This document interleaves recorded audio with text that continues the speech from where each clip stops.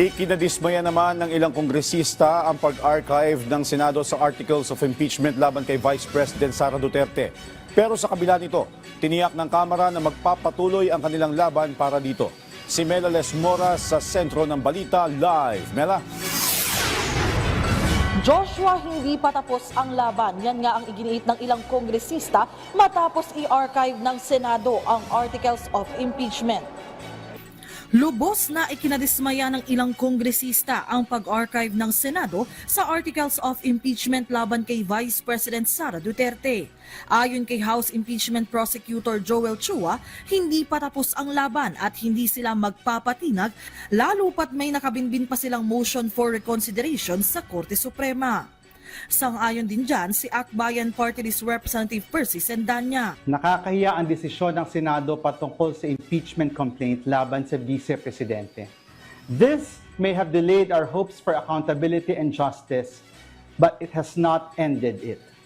Sa dulo, hindi pa nakakatakas si Vice President Sara Duterte sa kanyang mga pananagutan. Patuloy na magbabantay at maniningil ang taong bayan. Tuloy ang laban.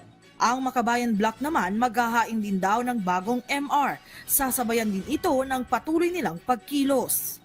Para sa Makabayan Bloc, magfa-file tayo ng motion for reconsideration. Today ay i-file na natin tong motion for reconsideration at bukas ay physically ifa-file ito sa Korte Suprema. At sa Agosto 12 ay patuloy natin yung mga pagkilos ng mamamayan. Well, binigo na tayo ng Senado kagabi. Inunahan na nga ang Supreme Court.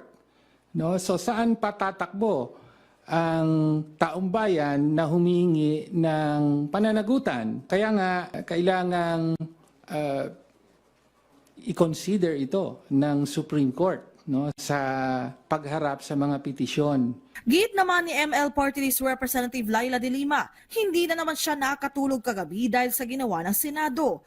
Pero sang-ayon siya sa mga pahayag ng ilang legal luminaries na may pag-asa pa. I agree with what Justice Tony Carpio, former Justice Tony Carpio, said na at least in-archive lang.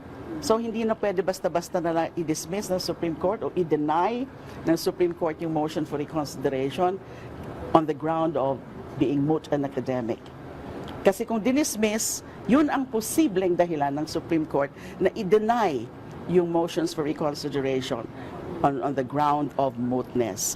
But since in-archive, so pwede pa to really resolve the motion for reconsideration. Joshua, sa ngayon ay nakaabang naman tayo dito sa Kamara para sa iba pang panayam at press conference dito nga sa ilang kongresista para sa kanilang mga karagdagang reaksyon hinggil nga sa nangyari sa Senado at yung sa mga magiging hakbang pa ng Kamara ukol sa impeachment. Joshua? Maraming salamat, Mela Lesmoras.